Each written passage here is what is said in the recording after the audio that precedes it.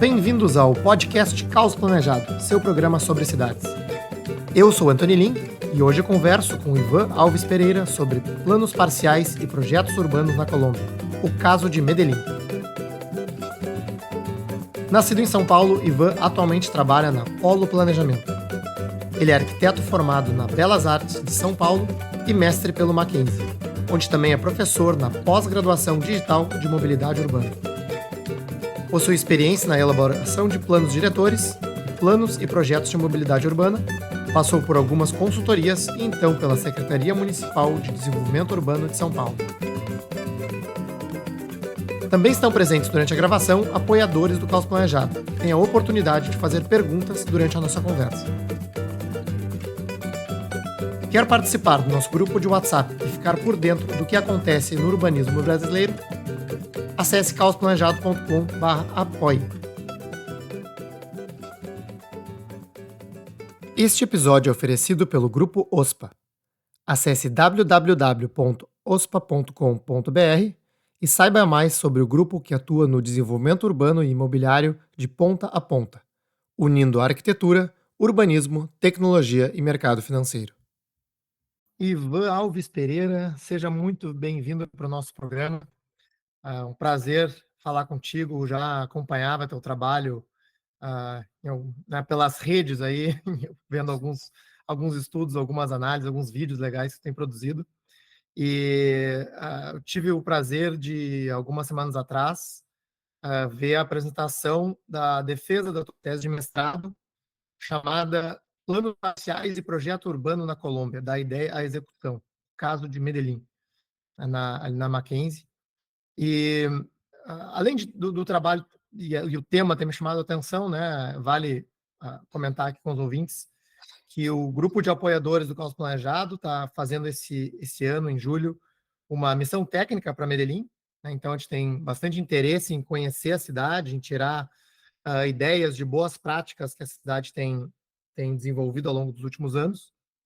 E né, tive o prazer aí de ter o Ivan no programa para a gente falar um pouco sobre esse case latino-americano, global, né, de transformação urbana.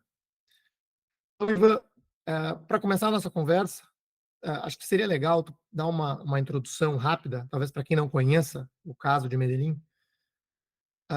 O que tem acontecido na cidade nos últimos anos, né, e por que Medellín tem chamado a atenção até internacionalmente, né, em relação ao urbanismo, em relação às boas práticas. É interessante, assim, eu tenho um ponto de vista de que não é necessariamente Medellín, é a Colômbia. Por que eu gosto de bater nessa tecla? Porque a gente não pode ficar encarando o urbanismo como aquela coisa personalista que a gente encara aqui, que é o prefeito Salvador que vai chegar e mudar a cidade, mudar a cara, mudar tudo. Eu acho que não é assim que as coisas funcionam. E a Colômbia tem alguns bons exemplos, não é só Medellín. Medellín é o que chama mais atenção. Quando eu entrei um pouco nessa história da Colômbia, tem uns 15 anos, Medellín não era o grande nome ainda. Era Bogotá, tinha passado pela gestão do Henrique Peñalosa, Transmilênio, se debatia muito, veio algumas vezes ao Brasil. E depois Medellín começou a chamar mais atenção. Hoje pouco se fala de Bogotá, inclusive, se fala muito de Medellín, mas você tem outras cidades espalhadas pela Colômbia com bons exemplos e boas práticas. Dá para se Esse é dizer que o Peñalosa investia também no marketing, né, de Bogotá e da sua gestão, porque acho que foi um nome que realmente a gente ouviu bastante na época, né?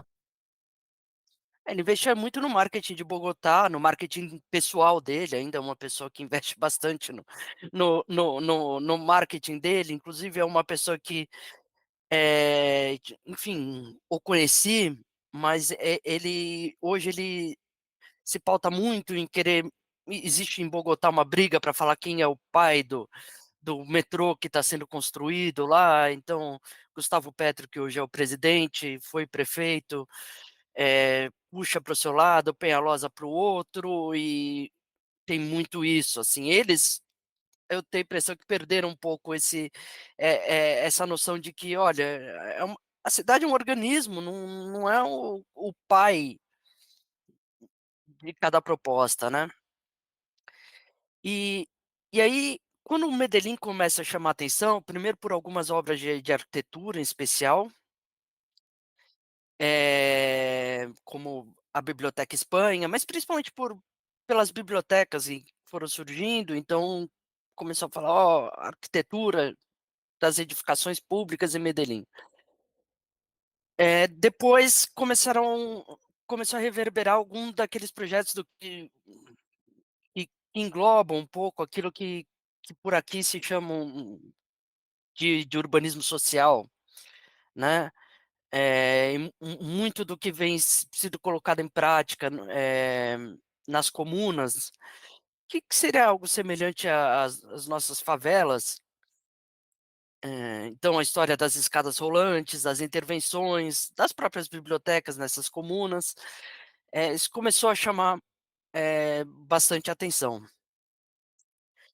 E eu sempre tive um entendimento de que, olha, não são esses atos isolados.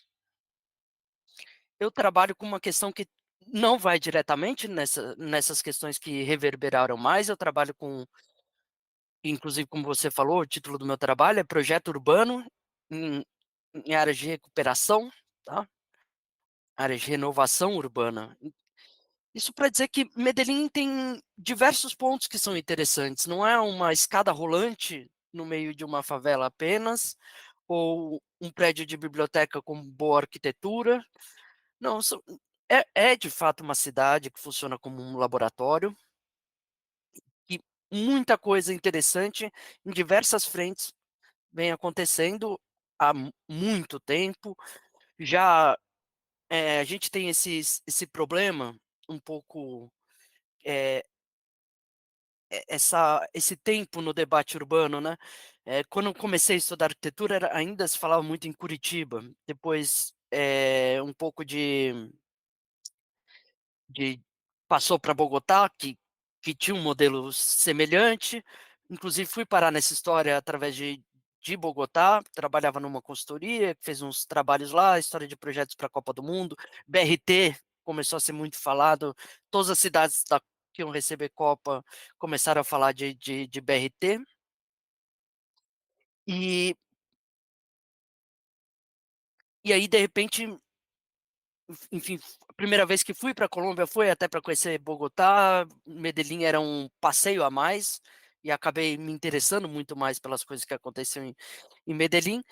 E sinto que Medellín já foi muito debatido, hoje também já começa a perder, às vezes, um pouco de espaço, assim como Copenhagen foi moda durante 2 anos e isso deixa de ser exemplo, então isso é muito rotativo, assim.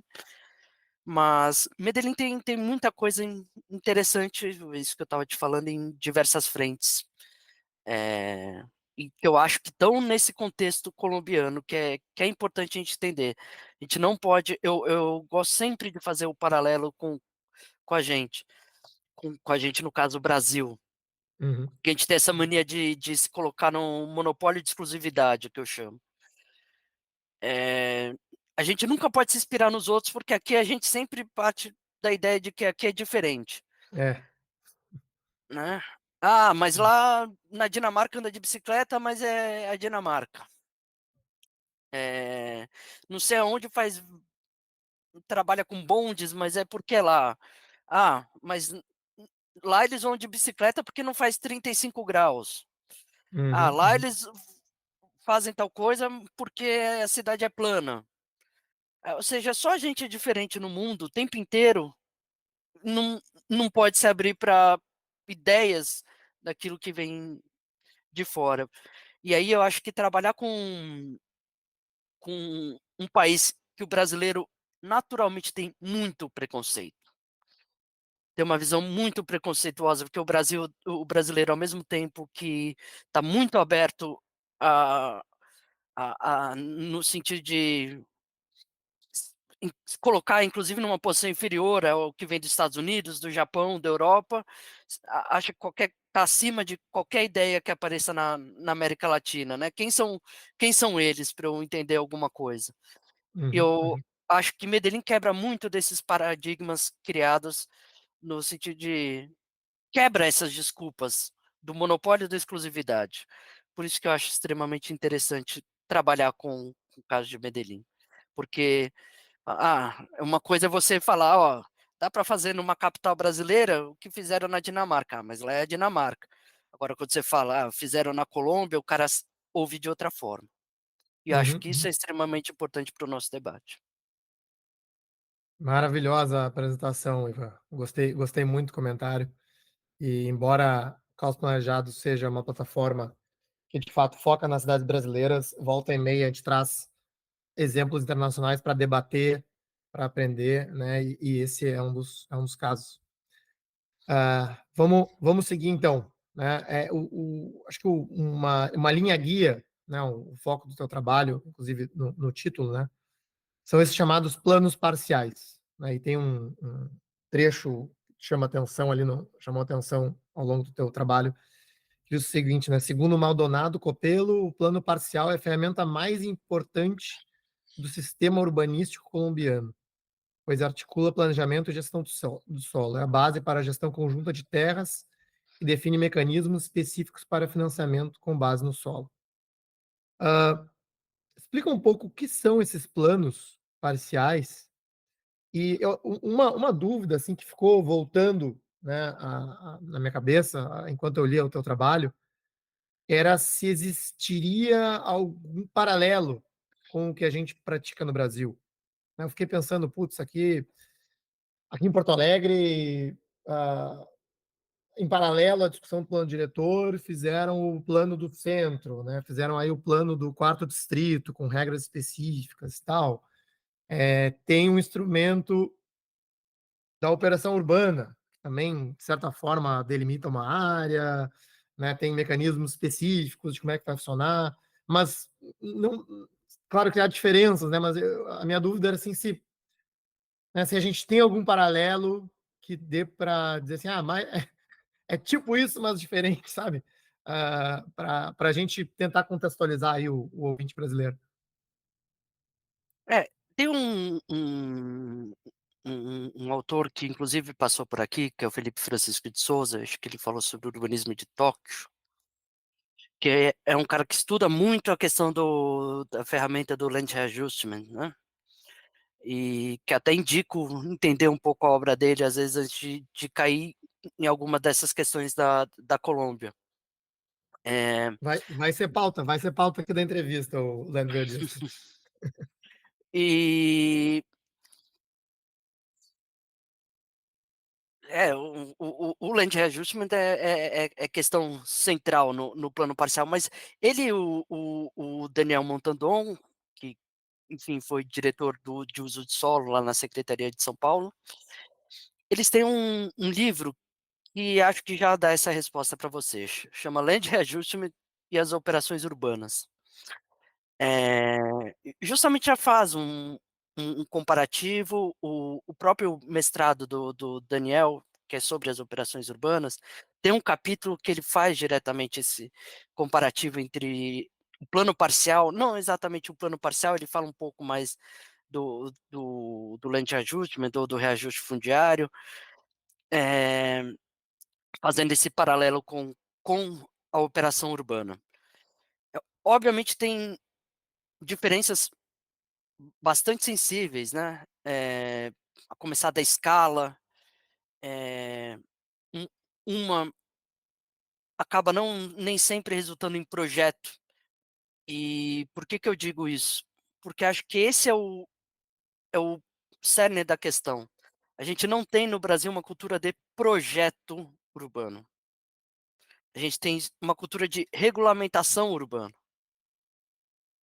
né. Até no próprio trabalho eu brinco um pouco com isso, porque, eh, se tudo a gente na nossa academia, em todas as áreas, a gente acaba se pautando muito no que acontece na França, nesse caso a gente foi para outro lado, né. Foi um pouco para essa questão do urbanismo chamado urbanismo científico da Alemanha, enfim. Embora o próprio Land Readjustment, assim, tenha nascido de forma, mais formal na própria Alemanha, enfim, o primeiro caso de legislação é na cidade de Mais, na Alemanha, mas é o paralelo mais viável. Em São Paulo, e aí eu estou falando da realidade que eu conheço um pouco mais, peço desculpas, existe um instrumento que surgiu a partir dos chamados PIL, tá, que ele se aproxima um pouco, tem diversas diferenças, e a principal diferença de cara é a impossibilidade, hoje, de acordo com a nossa legislação, de trabalhar com a ideia do reajuste fundiário, enfim, do Land Readjustment. Isso é muito complicado. E atrapalham um pouco esse conceito. Mas te respondendo diretamente, eu diria que é operação urbana, mas que Uhum, está numa escala completamente diferente, às vezes 10 vezes maior.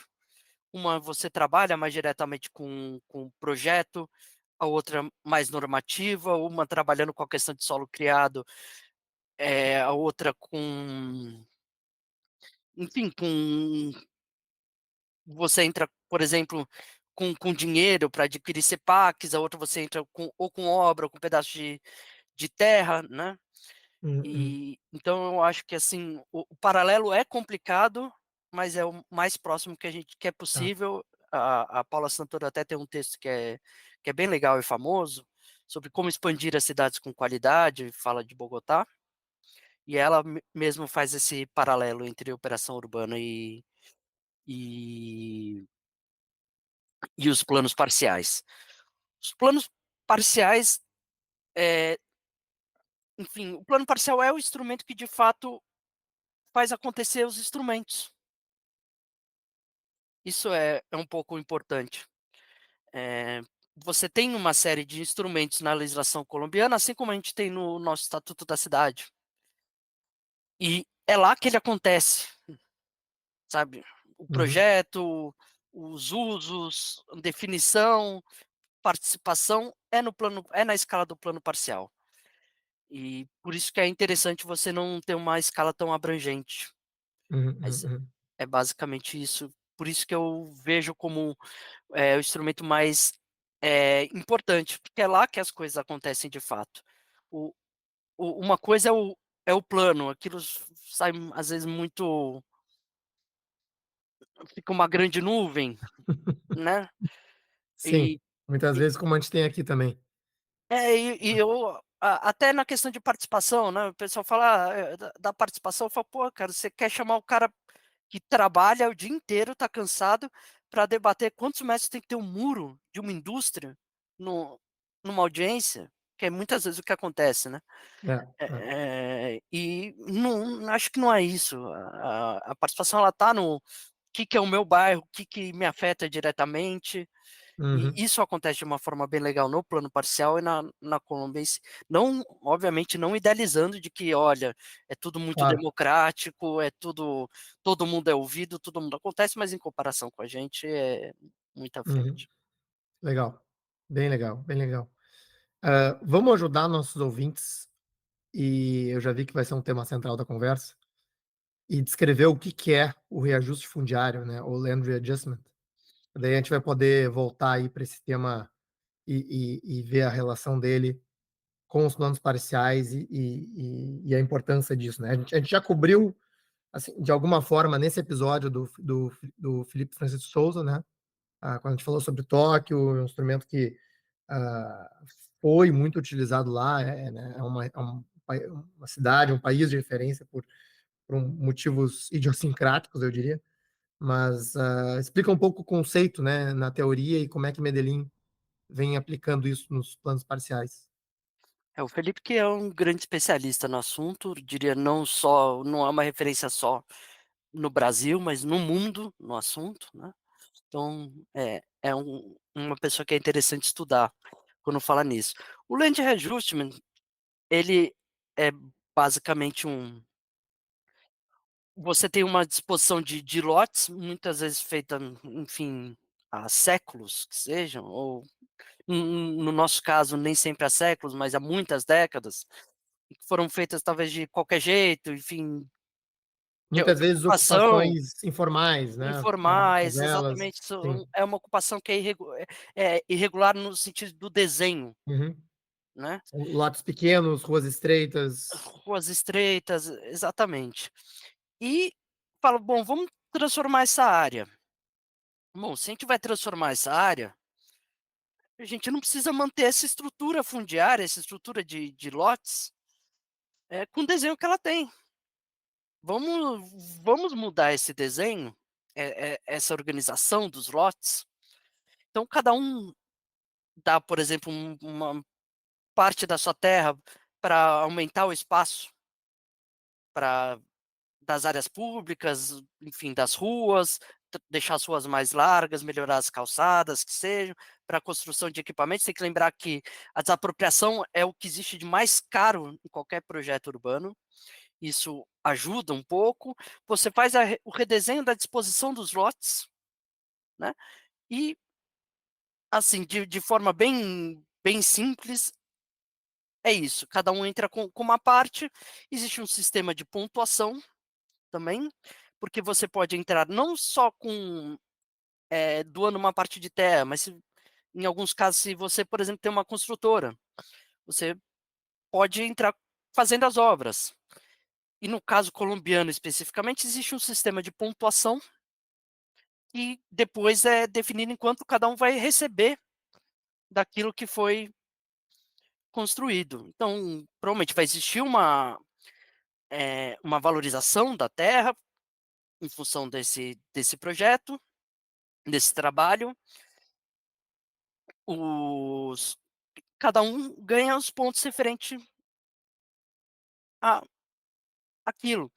E no caso colombiano, isso pode ser feito tanto em áreas de expansão urbana, isso que é muito interessante, porque teoricamente você planeja a expansão da mancha urbana da cidade dessa forma. Porque a gente tem uma cultura aqui no Brasil do chamado urbanismo lote a lote, né, ou de sempre correr atrás, né, primeiro deixa ocupar para depois a gente urbanizar. E o Land Readjustment em área de expansão, ele vem para trabalhar um pouco a ideia ao contrário, vamos urbanizar, construir, fazer tudo direito, para depois colocar as pessoas para morarem lá, tá. Esse é um ponto. Ou em áreas de recuperação, que é outra coisa que a gente tem muito no Brasil, que são esses leitos de ferrovia que, enfim, ao longo principalmente da primeira metade do século XX, foram ocupados por grandes indústrias que foram deixando as grandes cidades, ficaram esses vazios e é uma forma muito interessante de você estabelecer novos projetos. E eu digo que isso é muito importante, fazendo um paralelo com o debate que foi muito forte ano passado, sobre zoneamento e liberar gabaritos, né, um foco na questão de São Paulo, que é o que eu digo muito, eu falo: "Pô, gente, não adianta a gente, congelar", porque o debate fica uma dicotomia de congelar ou liberar normativamente e deixar transformar tudo, enfim, construam prédios gigantescos. Eu falo: "Olha, se a gente não fizer um projeto, você simplesmente pegar uma área que tiverem um monte de casas com ruas estreitas e colocar prédio de 80 andares, não a gente vai ter problema também".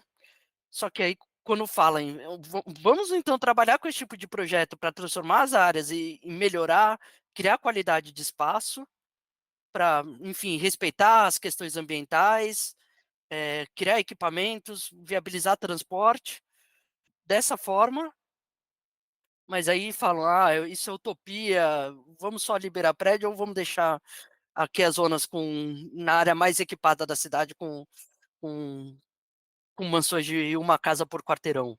Fica essa dicotomia e a gente não consegue sair disso. Legal. Então, vamos lá, esse mecanismo de reajuste fundiário, né, para mim é fantástico, né, eu comentei isso na gravação que a gente fez com o Felipe, e eu não conheço iniciativas aqui no Brasil que lidem, ah, com essa questão de uma forma recorrente ou de uma larga escala, né. A gente estava falando sobre as operações urbanas, me corrija se eu estiver errado, mas, assim, o que eu vejo muitas vezes é assim: "Não, a gente faz o projeto, mas tem lá uma desapropriação, e aí taca ali um projeto em cima e se indeniza os moradores", né. Algo nessa linha, né, parece ser mais a praxe no Brasil, que um projeto, né, com esse cuidado, assim, né, de, puxa, como é que cada morador, proprietário, agente da região vai agir ou contribuir sobre aquele projeto, como que vai ser a participação dele sobre aquele projeto, né. Não sei se é uma observação adequada para fazer, né, como é que tu vê isso? É, no caso colombiano, tá, 51% dos moradores da área tem que aprovar a a Uhum, mudança. A operação urbana, ela tem um problema que, às vezes, o público viabiliza, eh, a valorização, porque no fundo é isso, só que nem sempre todo mundo que tá lá dentro colaborou com isso, então tá se apropriando dessa valorização, que aí é outra entrevista que você tem que acho que fala bem disso, que é com o Martin Smoker, que é um cara que trabalha bastante com essa questão, é interessante também, e a Colômbia trabalha muito com isso, tanto é que se diz que é distribuição justa de custos e benefícios no planejamento urbano, como se trabalha um pouco essa questão do do Land Readjustment. E no caso da operação urbana, ela acaba sendo uma justificativa para você pegar áreas que já recebem muito dinheiro da cidade para o município falar: "Ó, a gente vai botar mais dinheiro aí ainda". Eh, ela funciona quase como uma acupuntura, no sentido de obras pontuais, mas não tem um projeto em si. E ela trabalha numa escala muito 10 vezes maior do que, por exemplo, o plano parcial. O plano uhum, parcial é um projeto de transformação, de fato, física da área. uhum, uhum, E a gente tem esses problemas de porque, por exemplo, existe um ator que é muito importante na história do Land Readjustment, que é a figura fiduciária. Porque para redistribuir os lotes, passa para todo mundo passa por a posse da terra momentaneamente para uma figura fiduciária, que depois redistribui a posse. uhum, Os enfim, faz a documentação. Isso aqui no Brasil, em todas as tentativas que existiram de Land Adjustment foi uma barreira, porque, enfim, nossa legislação não vê muito como organizar isso. Existem algumas tentativas, salvo engano, o setor E2 da Operação Urbana Água Branca, em São Paulo, tenta fazer um pouco isso. Tem um caso em Santo André, mas é muito pequeno, muito incipiente e com muitos problemas, porque a nossa legislação federal, eh, acaba criando hum, pontos que bloqueiam o desenvolvimento de projeto desse tipo. entendi, entendi. Hã, outra distinção, que me pareceu relevante, né, e aí peço desculpas por fazer esse comparativo com as operações urbanas, mas, Mas é né, normal, como eu te disse, é, tem hã, diversos livros de trabalhos que vão é nesse o que a gente caminho. tem, né, É o é o que a que a gente gente tem no tem. Brasil, que talvez, enfim, talvez alguns ouvintes não conheçam aí o mecanismo, né, no Brasil, por não serem da área e tudo mais, mas, é a operação que deu origem a, enfim, uma das primeiras grandes operações foi ali da Faria Lima, né, Operação Urbana da Faria Lima. Enfim, mudou potenciais construtivos, direcionou tamanhos de lotes e usos, né, ao longo da Faria Lima, com algumas obras de requalificação da via, né, numa escala muito grande, como o Ivan comentou aqui. Só Mas um comentário, desculpa, que eu acho que é algo fundamental, porque muitas vezes a operação urbana ela é usada como uma forma de você vou usar uma palavra que não precisa encarar ao pé da letra, tá, burlar o zoneamento, sabe. "Ah, vamos criar aqui pra essa área um regramento próprio", uhum, né, e que escapa do zoneamento, por exemplo. E a Colômbia tem algo que eu acho que é fundamental, que é todo plano parcial, para ser aprovado, ele requer grande documentação e uma boa justificativa, falando de que forma esse plano está contribuindo para atingir o objetivo, por exemplo, do plano de ordenamento territorial, que seria algo mais próximo ao nosso plano diretor, que é algo uhum, que a operação urbana não faz. entendi, entendi. Interessante, interessante. Então, um está atrelado ao outro, né. Hã, Tu comentou no teu artigo, né, que a maioria das iniciativas são comunitárias, e não, enfim, diferente talvez de uma operação urbana, né, que é um projeto que parte de uma prefeitura, né, alguma coisa assim que vai desenvolver uma determinada área da cidade. Como é que é feito isso, né? Como é que essas instituições privadas submetem os planos? Que associações ou que comunidades são essas, né? Explica um pouco como é que é essa emergência aí dos planos parciais. Qualquer um pode propor um plano parcial. Ele vai s ele vai passar por todo um processo de desenho, de participação, de aprovação, aquilo que eu falei, mas ele também vai ter que ser aprovado, pelo legislativo, enfim, tá. Só que essa proposta inicial pode ser feita por qualquer um. Pode ser feita pelos moradores da área, e aí, é óbvio quando você fala, comunitário, aí o pessoal pensa também os vizinhos ali que se uniram, obviamente não é exatamente, isso, acaba, eu gosto muito, e gosto mesmo do exemplo que é o plano parcial Simesa, eh, que até acabo trabalhando na minha pesquisa como estudo de caso, porque era aquilo que eu falei um tempo atrás, né, era assim, você está no leito ferroviário do município, com indústrias que não eram mais indústrias, e que se reorganizam os seus lotes, né, e enfim, criam prédios, criaram inclusive museu lá dentro, é bem interessante aquela área, e então acaba sendo uma solução nesse sentido. Eh, eu acho que é importante nesse caminho, sabe. Hã, acho que vale explicar um pouco mais sobre esse case, né, porque pelo que eu vi ali no artigo, né, eram não eram muitos proprietários de lotes, né, os lotes eram grandes, era bem localizado, e isso me levou a crer que era, vamos lá, relativamente fácil coordenar os agentes e redesenhar esses lotes, né. Enquanto dentro de uma comunidade com mais gente, lotes menores e uma necessidade de realocação das pessoas, né, enquanto o reajuste fundiário é executado, parece mais desafiador, né, em termos de dificuldade de execução mesmo, né. Tempo, interesses, sensibilidades, né. Hã,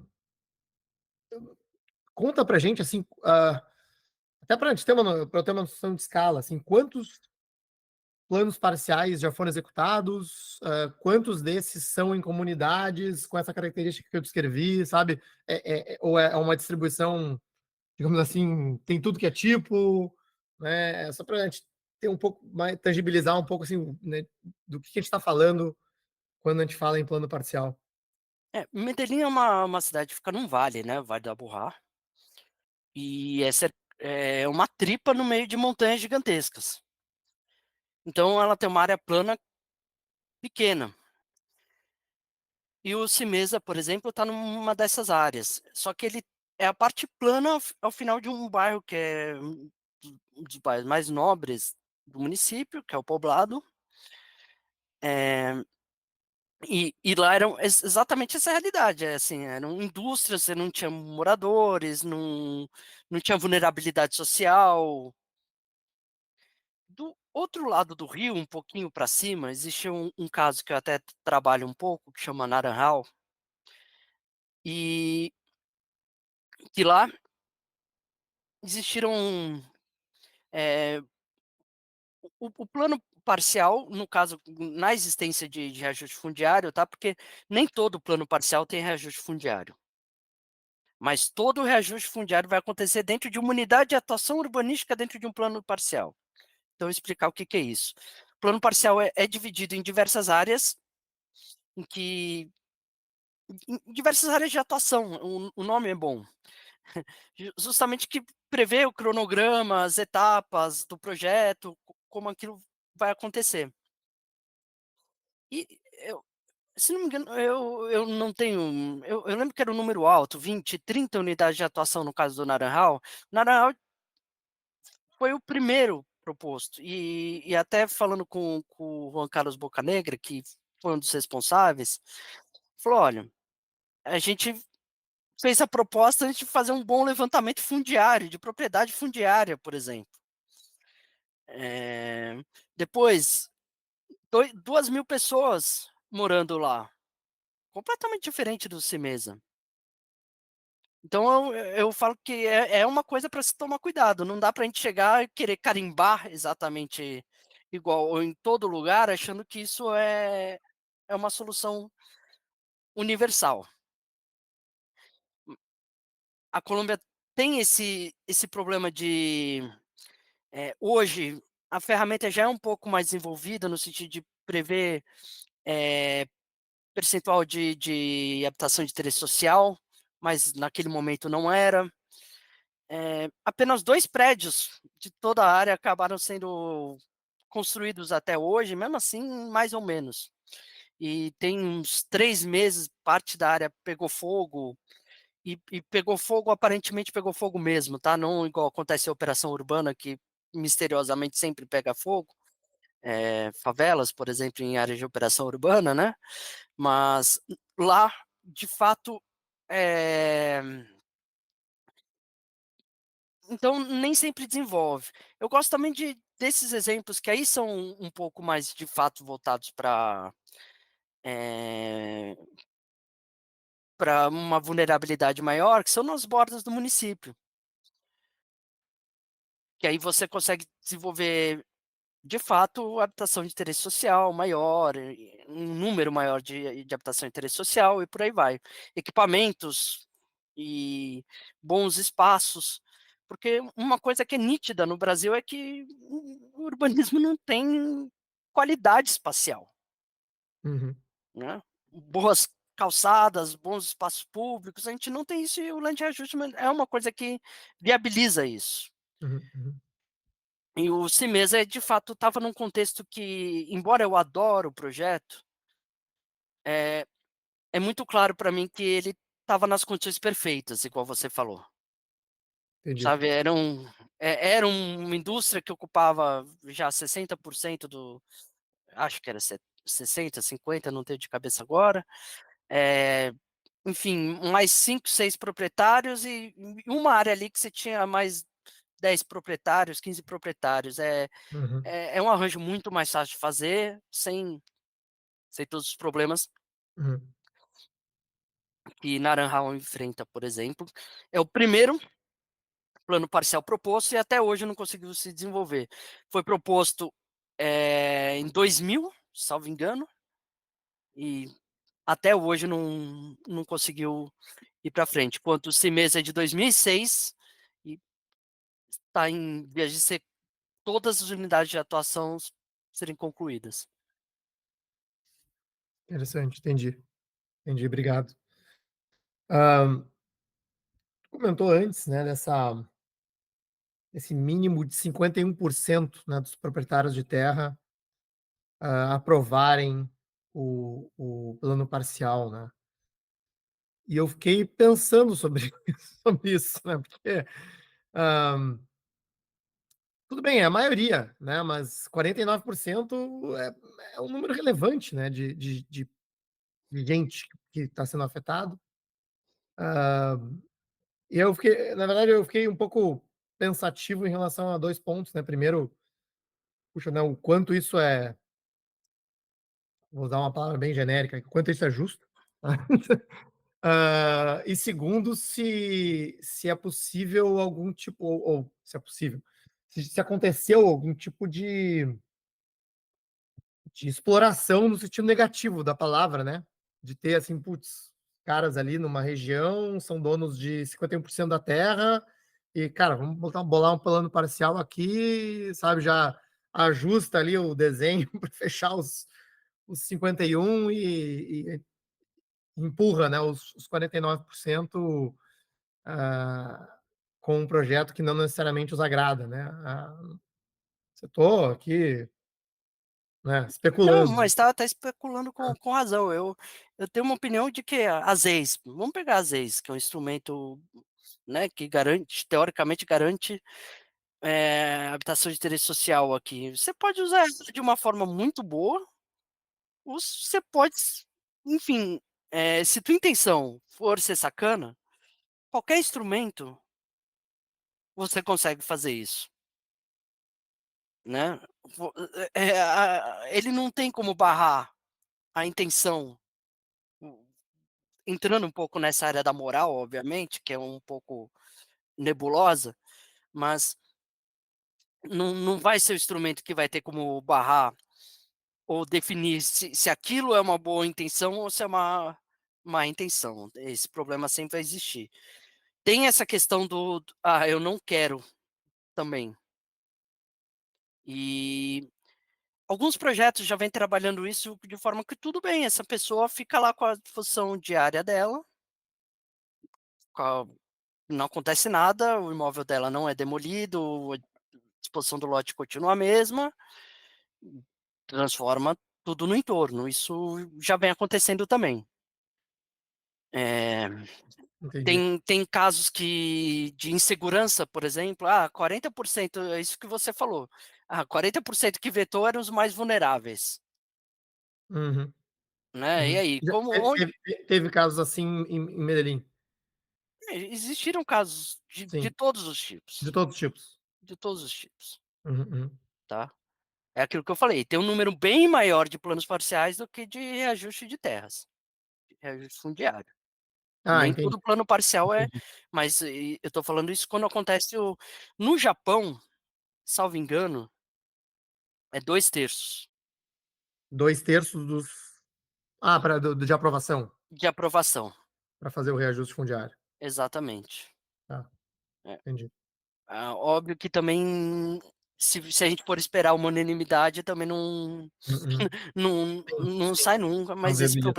esse problema existe Sim. e eu acho que sim, tem que existir uma evolução, principalmente naquilo que eu falei, que são os casos de quando os aqueles que não se sentem seguros ou que não aprovam são os mais vulneráveis. Uhum.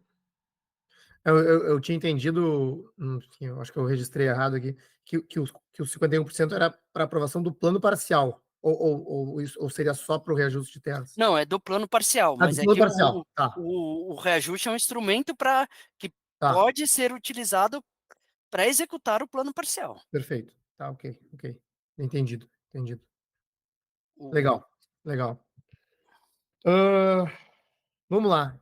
Ivan, hã, outro assunto é o seguinte, né, a gente vê esse tema do urbanismo social, né, que você disse que pô, enfim, acho que se refere a um número de coisas, né, tanto, entrar com infraestrutura adequada, né, nesses bairros, como atuar em outras frentes, né, como educação, cultura, né, assistência social, de uma forma mais, eu diria, ah, holística, né, pro problema.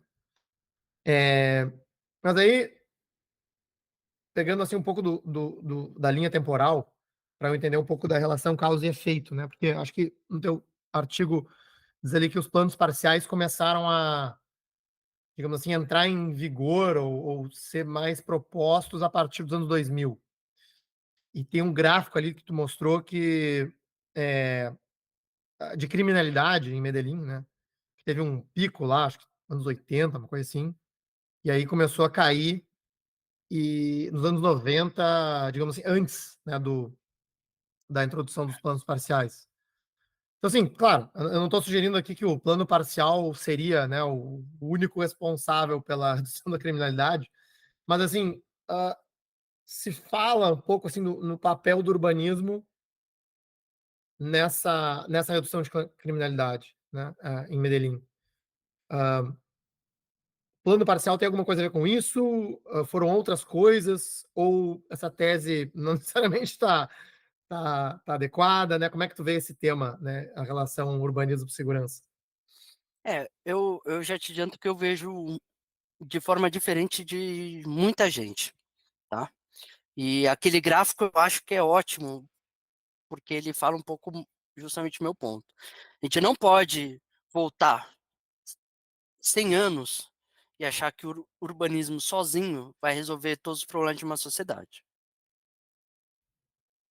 Uhum, Sim, pode ajudar, pode colaborar, pode melhorar a vida das pessoas, pode tornar os ambientes mais seguros. Agora, você resolver um problema de uma sociedade só com urbanismo, eu acho que aí a gente volta um pouco aquilo, acho que às vezes para o discurso do Medellín vende isso muito. uhum, Uma coisa que é importante pontuar, que é um outro ponto que é interessante sobre por que que estudar a Colômbia, porque no tempo, é muito semelhante ao nosso processo, tá. Se a nossa Constituição é de 88, o Estatuto da Cidade de 2001, lá eles tiveram a Lei Nona, que foi a lei de reforma urbana, que no final teve baixa a aplicabilidade, é a lei de 1989. Em 91 você já teve uma nova Constituição, e em 97 aparece a lei 388, que é a que vai regulamentar os instrumentos urbanos, enfim. Ou seja, a gente, as coisas acontecem nesse intervalo aí, vai dos anos 90. E acho que dá para a gente ver o quanto eles conseguiram evoluir e o quanto a gente conseguiu evoluir, embora para muitos sejam as 2 legislações, assim, mais avançadas do continente nessa questão urbana, tá. E a lei 388 é de 1997, então, é aquilo que você falou, o próprio gráfico já mostra que vem existindo uma queda por vários motivos. Eu me orgulho muito de não ter escrito o nome de nenhum narcotraficante no meu trabalho, porque a gente tem que parar, acho que às vezes de romantizar também esse lado Colômbia também, de criar às vezes até um caos maior do que era, para vender essa ideia de que olha, a solução, mora no urbanismo, e eu não acredito assim. Acho que a gente pode colaborar muito, pode melhorar, mas sozinho eu de fato não acredito. Eh, então, te respondendo diretamente, é um pouco isso. Mas, obviamente, você criar bibliotecas, você criar melhor acesso, você criar, melhores condições de transporte, que nem o teleférico, nas comunas, isso tudo você melhora a condição de vida das pessoas, você cria mais acessibilidade, equipamentos de educação, que sim, num médio e longo prazo, isso tem tudo a melhorar muito, todos os índices de uma sociedade. não, perfeito, matou minha dúvida, então. Eu vi aquele gráfico, eu fui vendo os anos e eu: "Bom, alguma coisa não tá batendo aqui, né". Isso digo em relação à narrativa, essa, a narrativa do urbanismo como, vamos lá, salvação para os problemas todos, da sociedade. Hã, Desculpa, tem um caso que eu achei interessante citar, que é Bogotá, nos anos 90, antes do Penhallosa, teve um outro prefeito chamado Antanas Mocos, que é um cidadão extremamente interessante. Eu de fato acho que, assim, é um dos políticos mais interessantes que eu tenho conhecimento, que era pró-reitor lá da Universidade Nacional, que é a grande faculdade lá de Bogotá, enfim, era um cara que veio da filosofia, e no começo dos anos 90, que, enfim, que era de fato uma sociedade muito violenta, ele, criou alguns conceitos, como ele falava: "Olha", ele distribuiu cartão vermelho e cartão amarelo ou branco para toda a população que dirigia. Eh, ele fala: "Então, em vez de você matar o amigo que fez uma besteira que te fechou no trânsito, mostra o cartão vermelho para falar para ele que você está nervoso". Eh, ele criou diversas, leis, assim, de comportamento. Uma coisa que tentaram repetir no Brasil, ele falava: "Olha, a multa não é igual para todos, porque, sei lá, R$ 100 não é igual para todo mundo, mas o bullying é". Então ele colocou palhaços e mímicos para praticar bullying em quem fazia, coisa errada, enfim. E isso funcionou de uma forma, legal. Mas em Bogotá também se utiliza muito a gestão do Mox para falar: "Olha, isso sozinho acabou com a violência do município? Não, mas faz parte do processo". O que não desmerece de forma alguma, né, porque às vezes quando eu falo: "Olha, Uhum, não uhum, foi o urbanismo sozinho", tem diversos fatores que aí, em função de tempo, mas macropolítica do país e blá-blá-blá, blá-blá-blá, uhum, tá, uhum. que ajudaram a diminuir esses índices, mas a gente não pode ficar pegando esses fatos isolados e ficar, É, enfim. é. Fora que criminalidade é muito multifatorial, né, uns temas sociais aí talvez mais A gente dá complexos. a gente, eu digo, nós do urbanismo, então acho que a gente, acaba se dando importância demais quando fala um negócio desse. Pode ser que sim, pode ser que sim. Ivan, eu não queria terminar o episódio sem falar, das empresas públicas de Medellín, tá, que chama no teu artigo sobre os operadores urbanos, tá. Que aí tu usa uma definição aqui, vou ler, né, um trecho do teu uma frase aqui do teu artigo: "Segundo Sepúlveda, surgem em planos de renovação urbana e atuam entre facilitadores entre Estado, os entes privados e a comunidade para alcançar os objetivos da renovação urbana". E aí você cita a EDU, a Empresa de Desenvolvimento Urbano, e a EPM, a Empresa Pública de Medellín, como instituições fundamentais na administração da cidade, né. E primeira vez que eu conheci o trabalho, no caso da EPM, né, eu não conhecia a EDU, me chamou muito a atenção, né, enfim, pelo que eu entendi, é uma empresa que presta serviços de infraestrutura como uma super, sei lá, companhia de energia e saneamento e tudo junto, né, e que aparentemente é tão eficaz que ela presta serviços para outras cidades, né, e é lucrativa e reverte os lucros para a cidade de Medellín. Então, assim, uma coisa meio assim, as estrelas se encontrando para gerar essa entidade, né. Hã, e eu queria entender um pouco mais sobre, enfim, o papel dessas empresas, né, porque eu acho que, ah, uma das questões que a gente carece aqui no Brasil é essa continuidade, né, continuidade dos programas, a continuidade das políticas, né. E eu diria talvez mais importante que isso, a continuidade do know-how, né.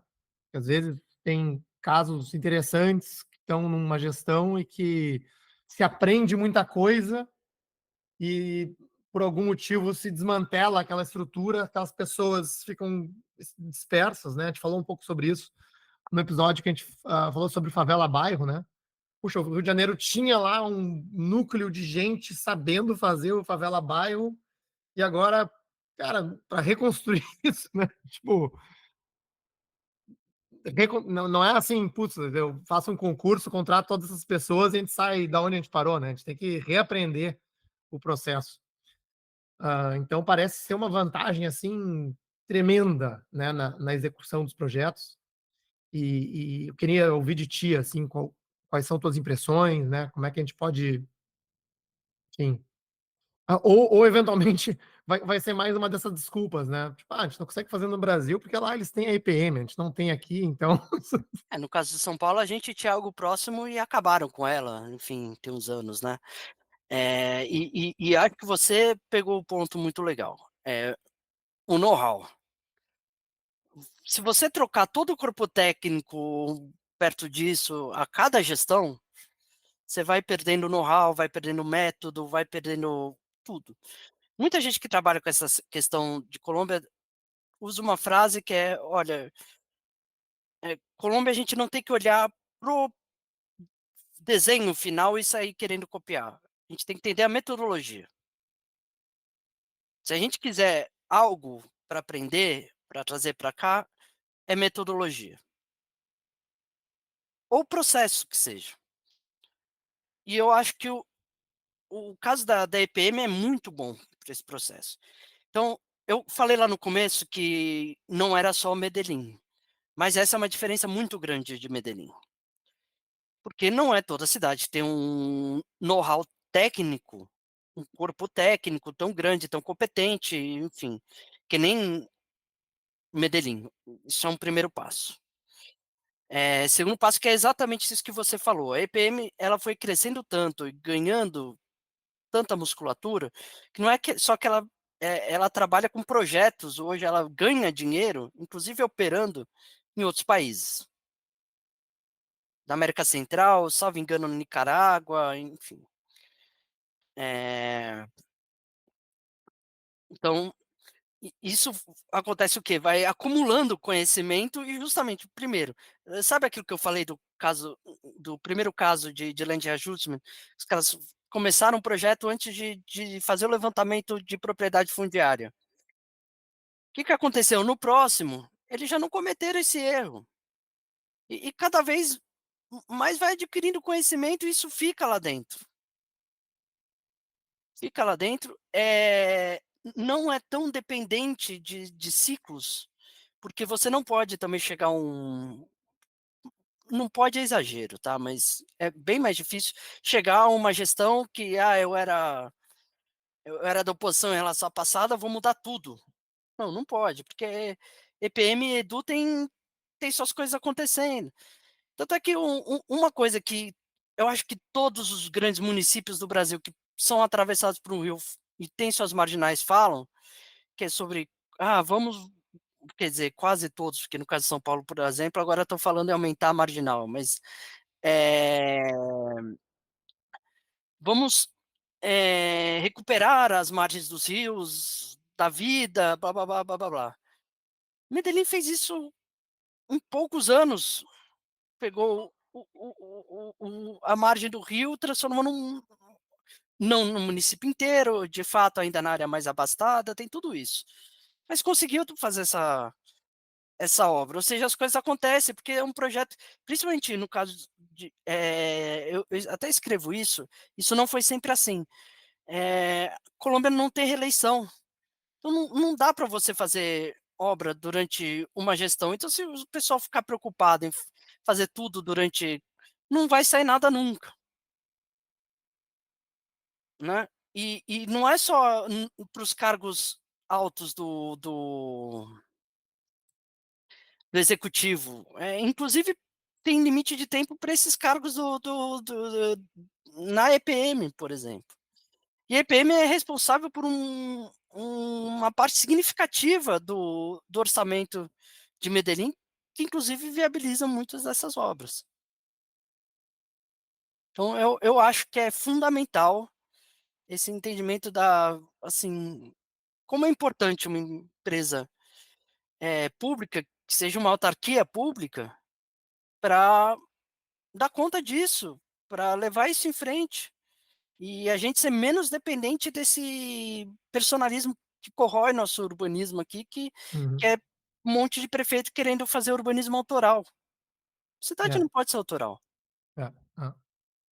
fazer Pra mim, marca de gestão. acho que um dos Enfim, eu até estava pensando em escrever enfim, algum artigo sobre isso, porque eu vejo, assim, alguns dos cases no mundo mais interessantes, né, de continuidade e tudo mais, baseado nesse, hã, conceito de empresa pública, de alguma forma focada em infraestrutura, né. Tem esse caso da EPM, tem enfim, a Transport for London, né, a empresa de transporte de Londres, que eu acho fantástica também, ah, pela qualidade e abrangência. E uma outra que atua em Copenhagen chamada Hoven, né, que é a cidade-porto, que desenvolveu toda a área portuária e construiu o metrô de Copenhagen, né. Também a partir desse essa complexa relação entre solo e investimento, né, em infraestrutura. E acho que são cases, como tu disse, né, a metodologia, né, o processo é que instiga, né, e são cases que eventualmente podem, reverberar aqui no Brasil. Eh, Ivan, enfim, tinha ainda algumas outras perguntas, a gente está terminando o tempo. A gente teve aqui uma pergunta de um dos nossos apoiadores, que eu queria te repassar antes de terminar a conversa, que o Arthur pergunta sobre os teleféricos, né, a gente estava falando sobre o relevo da cidade, os teleféricos que, permitem que a população, né, suba, as comunidades e vençam o relevo. Que a pergunta é que, aparentemente, eles funcionam muito bem em Medellín, mas a experiência no Rio de Janeiro não foi muito boa, né. Tem algum conhecimento sobre isso, né? Como é que a gente pode olhar para esses projetos, ou se isso sai fora um pouco do teu âmbito de pesquisa? Sai um pouco fora, né, tem alguns autores aqui, por exemplo, Carlos Leite, tem uma turma que estuda bastante essa questão mais do urbanismo social e que eu acho que trabalha um pouco melhor com essas questões. Mas eu posso responder com uma opinião, tá, que é justamente isso, copiaram o projeto e não metodologia. Eh, por exemplo, o teleférico, uma coisa que é extremamente interessante. Ele é de fato utilizado como transporte da população.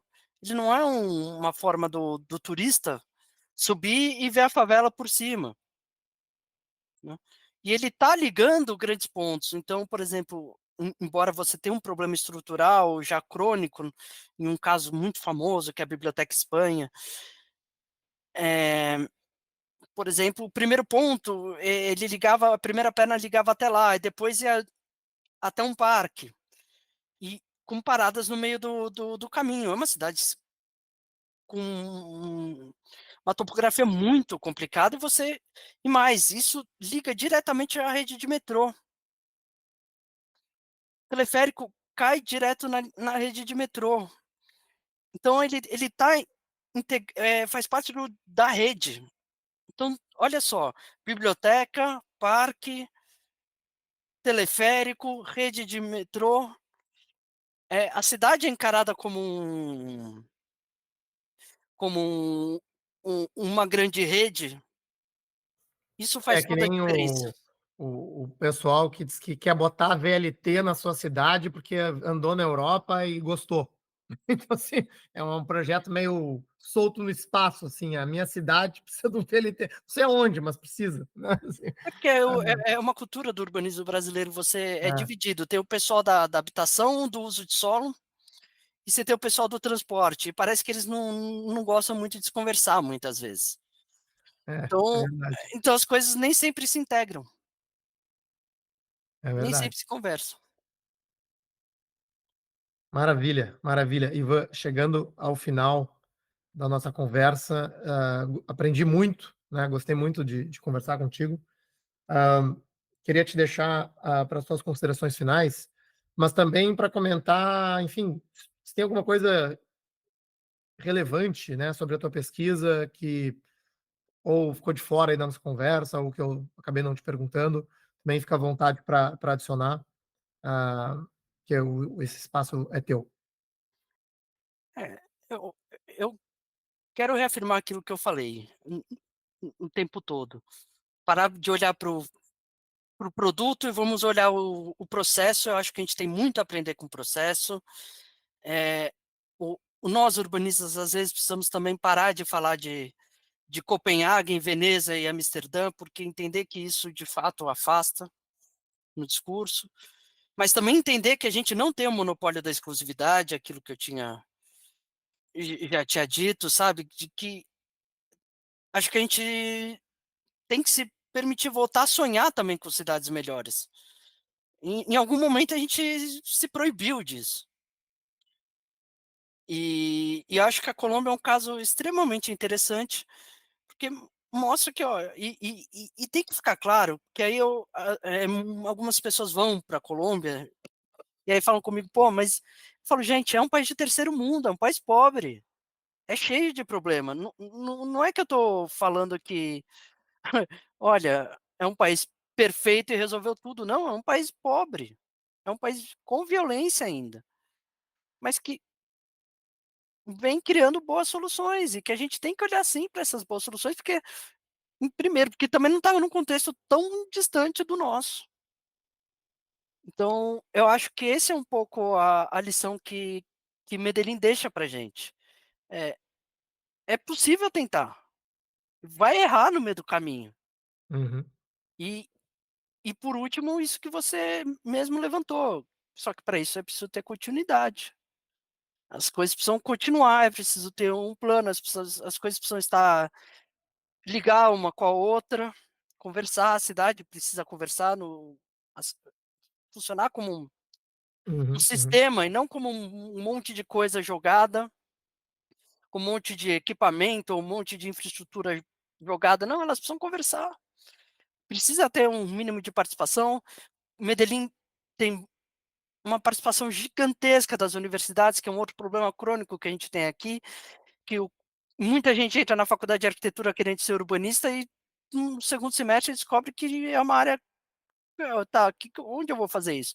Vou trabalhar 6 meses como estagiário na secretaria e depois o que que eu faço? É viável? Eu digo: "Sim, é viável", mas é um caminho duro. É mais duro do que quem vai trabalhar com projetos de interiores. Estou falando isso porque eu sei que tem bastante estudante ouvindo.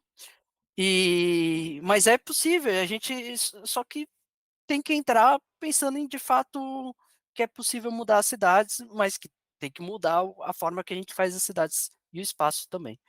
Mas enfim, agradeço, Anthony, espero ter colaborado um pouco, coloco à disposição também para a viagem de vocês, no sentido de, enfim, ajudar o que precisar, opinião, roteiro. Es quem quem tiver mais dúvidas, quiser conversar também, pode mandar um e-mail, qualquer coisa, estou sempre disponível. E sei que não consegui responder todas as perguntas, eu espero ter ajudado um pouco. Agradeço muito. não, acho que esclareceu, bem e gostei bastante de como andou a conversa. Obrigado de novo, Ivan, parabéns pelo teu trabalho, né, agora, mestre em urbanismo, e sucesso, né, na tua jornada aí como a gente sabe, né, a gente acompanha aí, vários urbanistas, realmente é um mercado de nicho no Brasil, né, e a gente tenta, através da rede do Caos Planejado, divulgar as oportunidades, né, divulgar as boas iniciativas e, enfim, agradeço a tua participação. Valeu. Obrigado. Nesse episódio, conversamos com o Ivan Alves Pereira. Se você gostou desse episódio e quer ficar por dentro do que acontece no urbanismo brasileiro, apoie nosso projeto e participe do nosso grupo de WhatsApp. Para saber mais, acesse caosplanejado.com/apoie. Este episódio é oferecido pelo Grupo OSPA. Acesse www.ospa.com.br e saiba mais sobre o grupo que atua no desenvolvimento urbano e imobiliário de ponta a ponta, unindo arquitetura, urbanismo, tecnologia e mercado financeiro.